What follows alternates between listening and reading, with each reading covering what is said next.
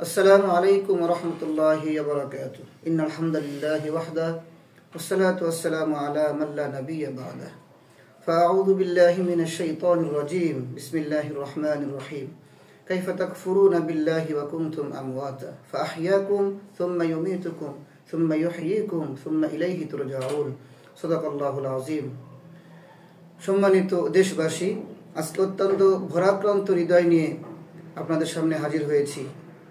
সে বিষয়টি হলো, আজকে রাজবাড়ী সরকারি কলেজে একটি প্রোগ্রাম ছিল।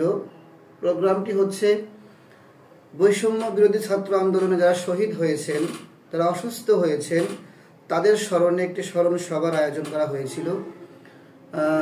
রাজবাড়িতে কিছু ভাই, কিছু ভালোবাসার, কিছু মহব্বতের ভাই আমাদের আছে, এবং সেই সাথে বৈষম্য বিরোধী ছাত্র আন্দোলনের একজন সহযোদ্ধা হিসেবে আমাকে সেখানে তারা ইনভাইট করেছিলেন, আমন্ত্রণ জানিয়েছিলেন ইসলামী সঙ্গীত পরিবেশনের জন্য। ভালো, আলহামদুলিল্লাহ। কিন্তু বিষয়টি হলো, এই বিষয়টি আমি প্রথমেও আন্দাজ করতে পারিনি যে পরবর্তীতে কি হতে পারে। আল্লাহ পাকের মেহেরবানিতে শুরুটা ভালোই ছিল, কোরআন তেলাওয়াত দিয়ে অনুষ্ঠান শুরু হয়েছে। এরপরে আমার ইসলামী সঙ্গীত পরিবেশন হয়েছে, দেশাত্মবোধক সঙ্গীত সেখানে পরিবেশন হয়েছে। দুঃখ আর পরিতাপের বিষয় হলো, ধারাবাহিকতা ঠিকই ছিল, ভালোই ছিল। এক পর্যায়ে অনুষ্ঠানের শেষ দিকে শুরু হলো নর্তকী দিয়ে নাচ গান, ডিজে পার্টি। নাউযুবিল্লাহি মিন যালিক। এটা আমরা কখনোই আশা করিনি। প্রথমত, আল্লাহ তাআলা নাচ গান বাদ্যযন্ত্রকে হারাম করেছেন। দ্বিতীয়ত, এই হারাম কাজটা যদি শুরু হয় আল্লাহ পাকের নাম নিয়ে, সেটা আরো জঘন্য কিনা, সেটা আরো জঘন্য। যেমন মদ খাওয়া হারাম, কিন্তু যদি এই মদ কেউ বিসমিল্লাহ বলে খায়, রীতিমতো এটা আল্লাহ পাকের সঙ্গে একটা নাফরমানির চূড়ান্ত পর্যায়ে, আল্লাহ পাককে নিয়ে তামাশা করা। জিনা ব্যভিচার হারাম, কোনো অবস্থাতেই সেটা করা যাবে না। কিন্তু যদি কেউ এই জিনা ব্যভিচার মসজিদের মধ্যে করে, সেটা আল্লাহ পাকের সঙ্গে নাফরমানির চূড়ান্ত পর্যায়ে, আল্লাহ পাকের সঙ্গে তামাশা করা ছাড়া আর কিছুই নয়। ঠিক তেমনি ভাবে একই মঞ্চে নাচ গান তো হারাম, কিন্তু এটা আরো জঘন্য পর্যায়ে চলে গিয়েছে। সেটা হলো, প্রথমে কোরআন তেলাওয়াতের মাধ্যমে অনুষ্ঠান শুরু করা হলো, ইসলামী সঙ্গীত সেখানে পরিবেশন করা হলো। এরপরে কেন ডিজে পার্টি, নর্তকী দিয়ে নাচ গানের ব্যবস্থা করা হলো একই মঞ্চে? এটা অত্যন্ত দুঃখ আর পরিতাপের বিষয়। আমরা এর তীব্র নিন্দা জানাই এবং প্রতিবাদ জানাই। কিভাবে সম্ভব এটা?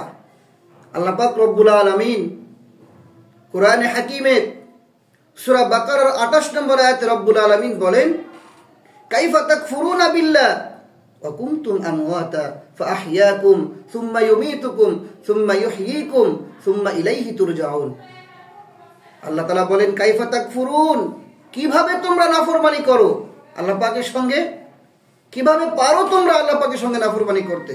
ওয়া কুনতুম আমওয়াতা, যেখানে তোমরা ছিলে মৃত, ফাআহইয়াকুম, আমি তোমাদেরকে জীবন দিয়েছি, সুম্মা ইউমীতুকুম, আমি আল্লাহ পাক রব্বুল আলামিন তোমাদেরকে আবার মৃত্যু দান করব, সুম্মা ইউহয়ীকুম, সেখান থেকে আমি আল্লাহ পাক রব্বুল আলামিন তোমাদেরকে আবার জীবিত করব, সুম্মা ইলাইহি তুরজাউন, তোমাদেরকে আবার আমার কাছেই ফিরে আসতে হবে। তো আল্লাহ তাআলা বলেন, কাইফা তাকফুরুন, কিভাবে তোমরা পারো আমার সঙ্গে নাফরমানি করতে? নাফরমানি তো একটা লিমিট থাকা দরকার ছিল।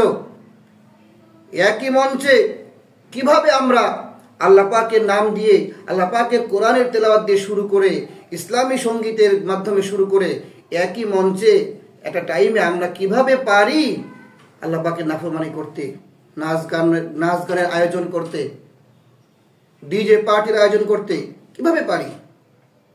আল্লাহ তাআলা পবিত্র কোরআনে হাকিমের সূরা ইনফিতরের 7 এবং 8 নম্বর আয়াতে রব্বুল আলামিন বলেন, ইয়া আইয়ুহাল ইনসান, বড় মায়া করে ডাক দিলেন, হে মানুষ, ইয়া আইয়ুহাল ইনসান মা গররক, কিসে তোমাকে বিভ্রান্ত করলো?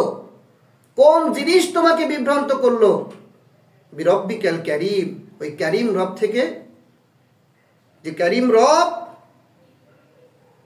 আল্লাযী খলাকাকা ফাসাওয়াকা ফাআদালাক, আল্লাযী খলাকাক, তোমাকে সৃষ্টি করেছেন, শুধু সৃষ্টি করেছেন নয়, ফাসাওয়াক, তোমাকে সুঠাম একটা দেহ দিয়েছেন, সুন্দর একটা দেহ দিয়েছেন, ফাআদালাক, শুধু দেহ দেয় নাই, ফাআদালাক, তোমাকে মস্তিষ্ক দিয়েছেন, ভারসাম্যহীন পাগল বানায় নাই তোমাকে, তোমাকে ভারসাম্য দিয়েছেন।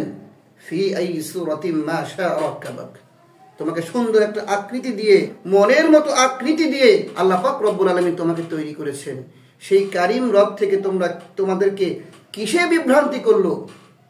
এজন্য এ জাতীয় ঘৃণিত, নিন্দিত, জঘন্য কাজ থেকে বিরত থেকে, আল্লাহ পাকের চূড়ান্ত পর্যায়ের নাফরমানি থেকে বিরত থেকে আল্লাহ পাকের সন্তুষ্টি অর্জন করার তৌফিক দান করুন। আমিন।